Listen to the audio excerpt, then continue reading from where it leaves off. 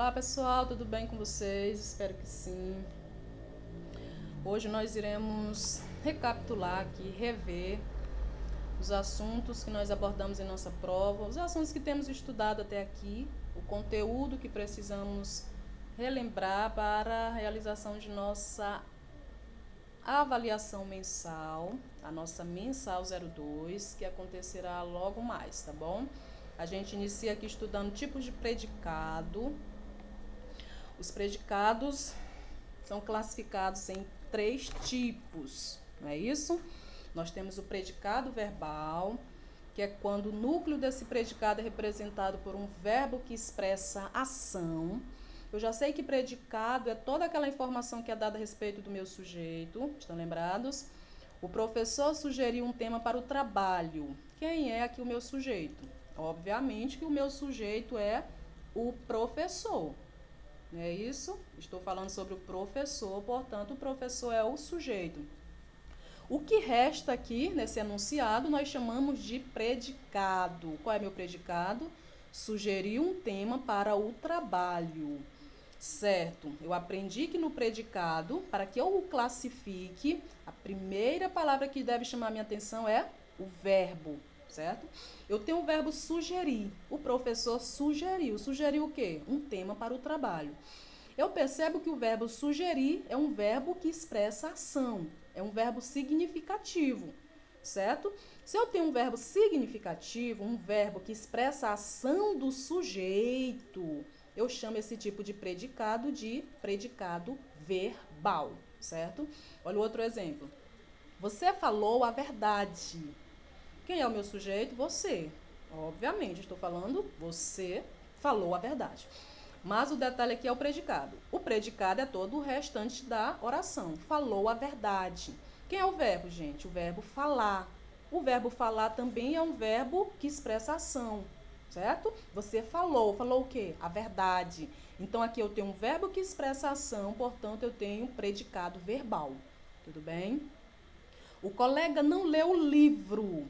Quem é meu predicado? O predicado é não leu o livro, certo? Quem é o verbo? Eu tenho aqui o verbo ler.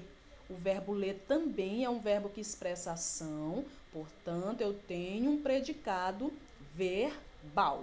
Agora, se em meu predicado eu tenho um verbo de ligação e um predicativo do sujeito, que é aquela palavra que atribui característica ao meu sujeito, eu vou ter predicado nominal.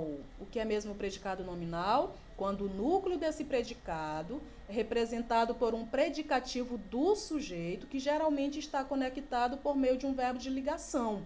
Lembram? Vai classificar predicado, que deve chamar a atenção o verbo, certo? Então, meu chefe é competente.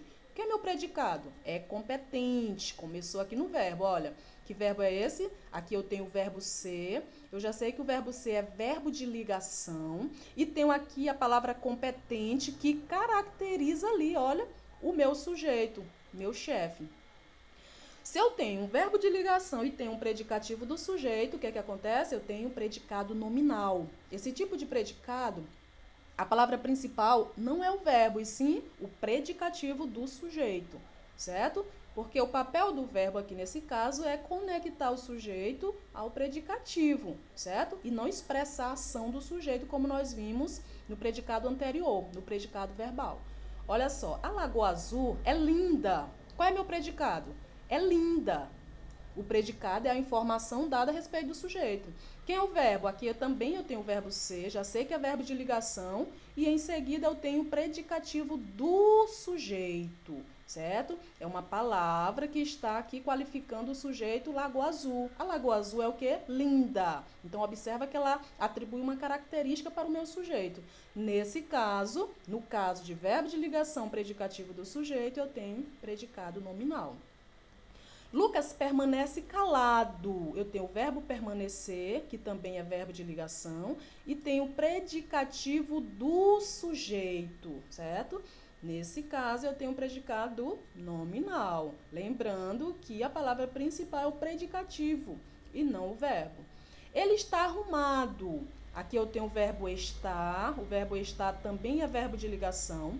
Observe que ele não expressa a ação do sujeito, a palavra ele, tá? Ele está arrumado. Aqui ele não indica uma ação. Mas o que acontece? O verbo liga o sujeito ele ao predicativo arrumado. Por isso nós temos predicado nominal.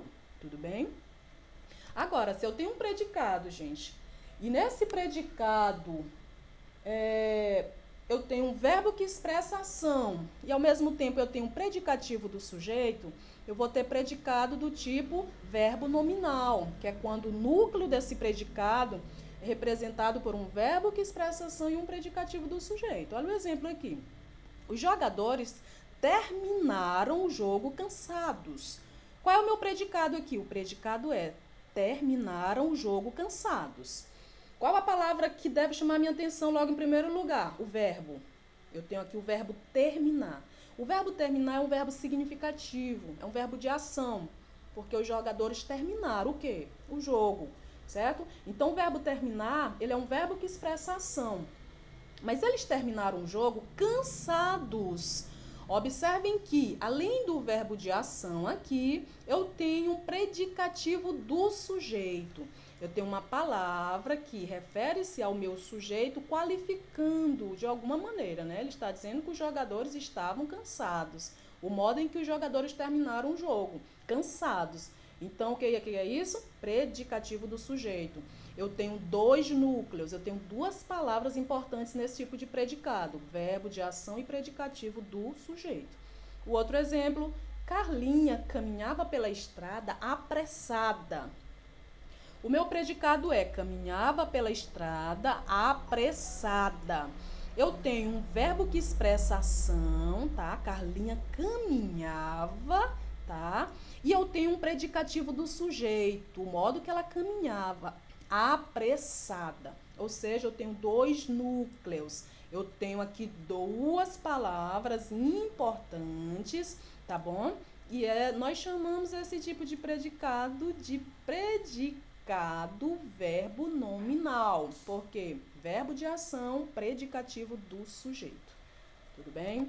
E para relembrar, o predicativo do sujeito, nós sabemos que é o quê? Termo da oração que atribui característica, qualidade, modo de ser ao sujeito. O predicativo do sujeito, ele vai vir conectado por meio de verbo de ligação. Olha o exemplo. Pedro Henrique é mudo. Meu sujeito, Pedro Henrique. O verbo ser, verbo de ligação. Mudo, predicativo do sujeito. Tá bom? É uma palavra, é uma expressão que se refere aqui ao meu sujeito e atribui a ele uma característica. Qual é a característica? Que ele é mudo. Tudo bem? Então, o predicativo do sujeito são essas palavras, geralmente adjetivas, né? O adjetivo, que é a classe gramatical que tem essa função de caracterizar o substantivo. Na oração, ele desempenha a função de predicativo do sujeito, caracterizando, qualificando, indicando uma qualidade, um modo de ser, certo? É o que nós chamamos de predicativo do sujeito. A menina estava animada. Quem é o sujeito? A menina. Estou falando sobre a menina. Estava é verbo de ligação.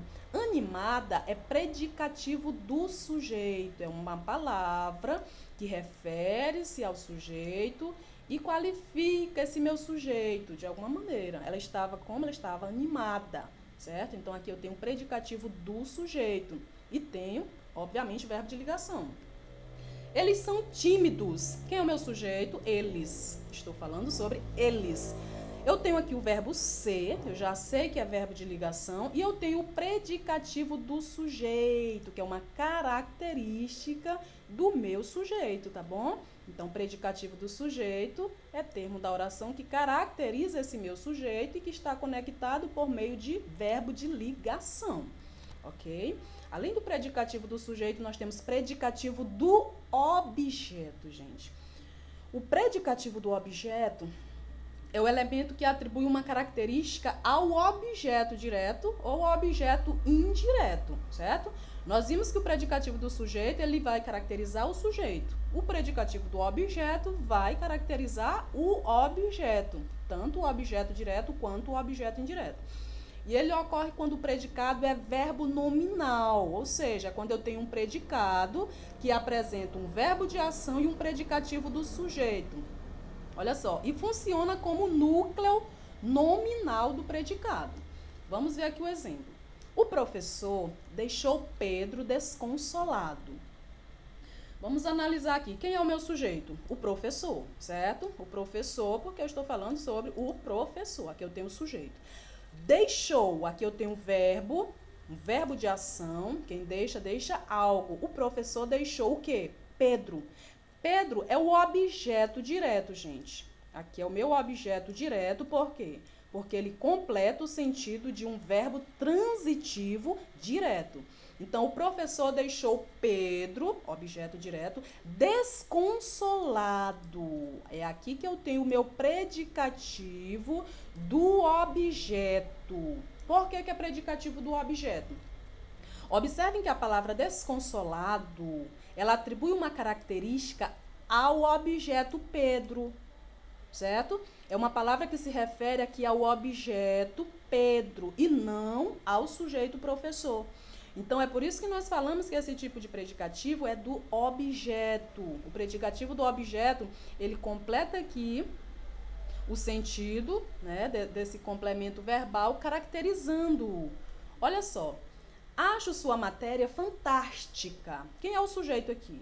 O meu sujeito está oculto, certo? Quando eu falo acho sua matéria fantástica, o meu sujeito ele não aparece claramente, ele não aparece de forma explícita. Mas pela terminação do verbo é possível identificá-lo. E é possível saber que eu estou falando da primeira pessoa do singular, eu.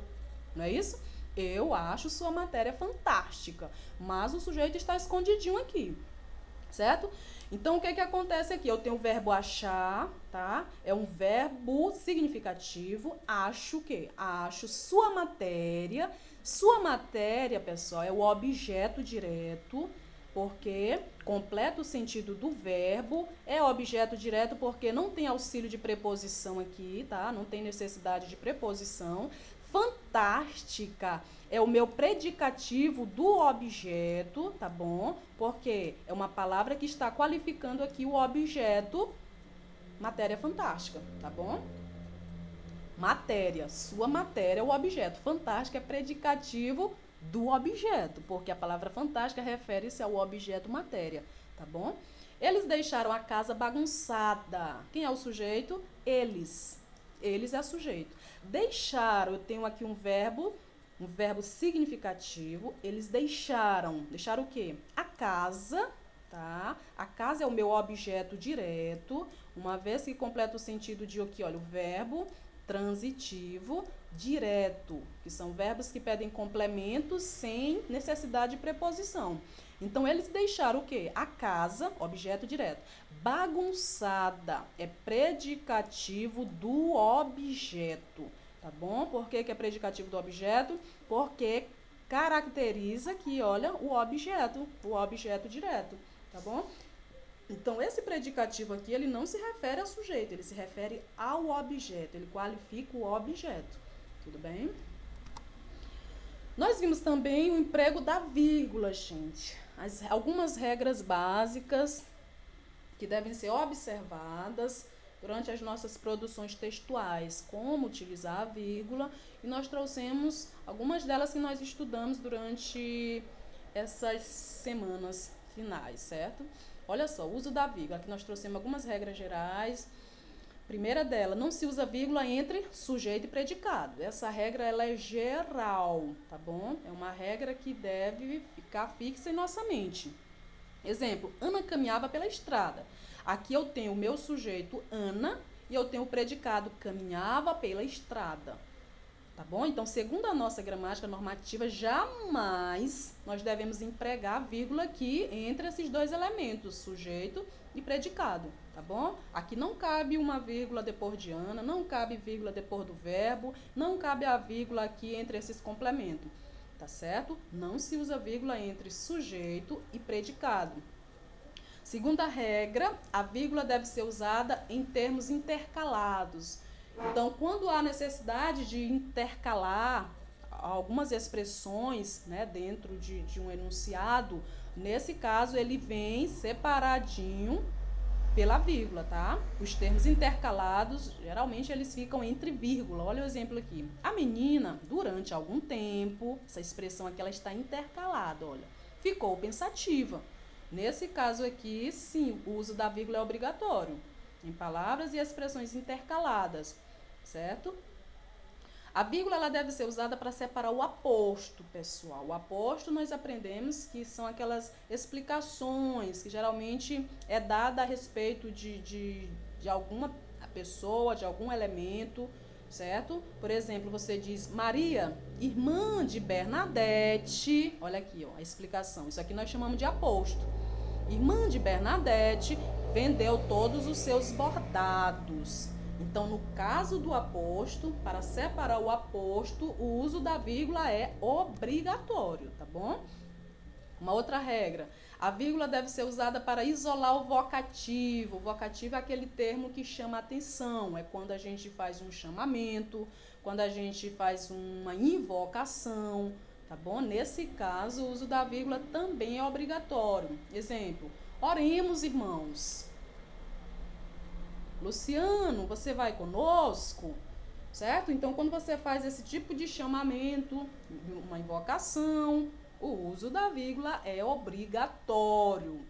A vírgula deve ser usada antes dos conectivos, mas, porém, contudo, pois, logo. Então, nas frases que nós construímos e fazemos uso aqui dessas conjunções, são chamadas de conjunções coordenadas, né, que estão empregadas nas orações coordenadas, perdão, são conjunções coordenativas. Nesse caso aqui, você usa a vírgula antes dela, tá bom? Antes do mais, do porém, contudo, pois, logo.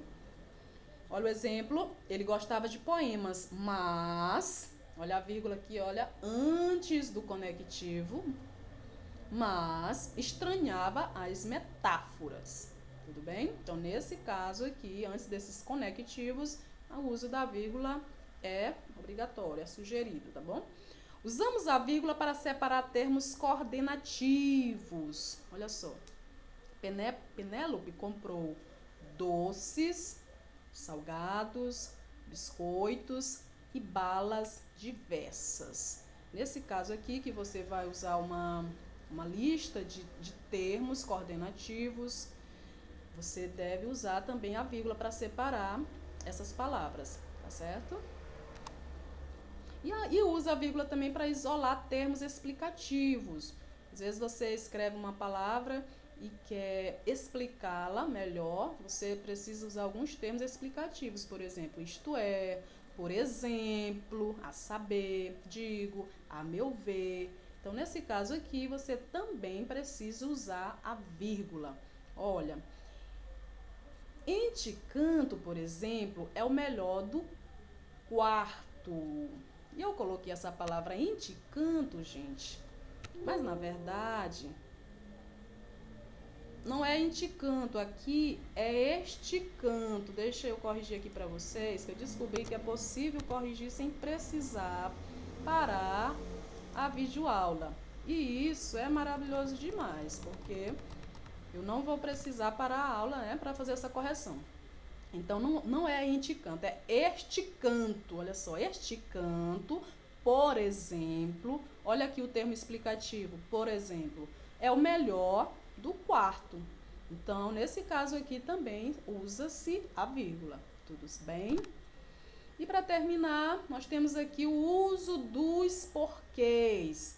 Nós aprendemos que a nossa língua apresenta 4 porquês, certo? O porquê junto, sem acento, que funciona como uma conjunção causal ou explicativa.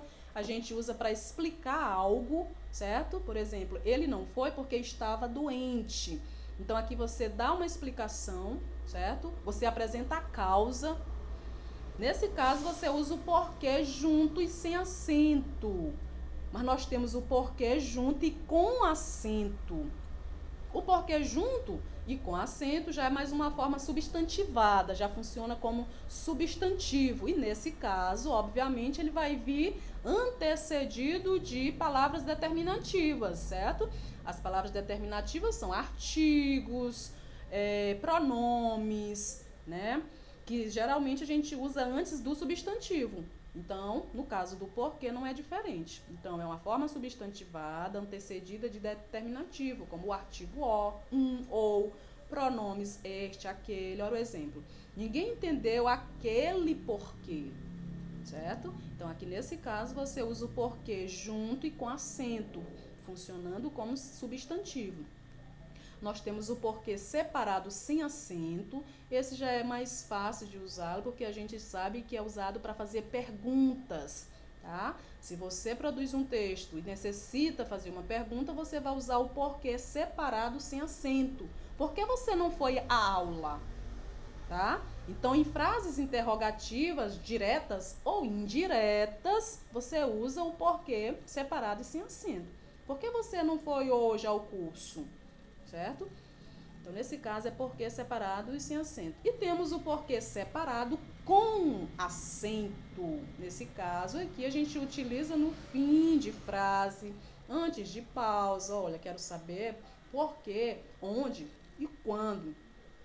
Então, aquele porquê que a gente utiliza geralmente no finalzinho da frase é o porquê separado e com acento, tá? Isso aqui a gente viu bem no início do bimestre, mas certamente será abordado em nossa prova, tá bom, pessoal? Para relembrar, qualquer coisa, dê uma olhadinha lá nas videoaulas anteriores, pesquisem mais sobre esses assuntos. Na próxima semana a gente vai revisá-lo novamente de forma presencial, olha que maravilha. E em seguida façam a atividade, que é uma forma de você exercitar o conhecimento adquirido neste momento, tá bom? Terminou a videoaula aqui, olha só, já faça logo a sua atividade. Agora é com você, bom estudo e boa prova. Tchau, tchau, até a próxima.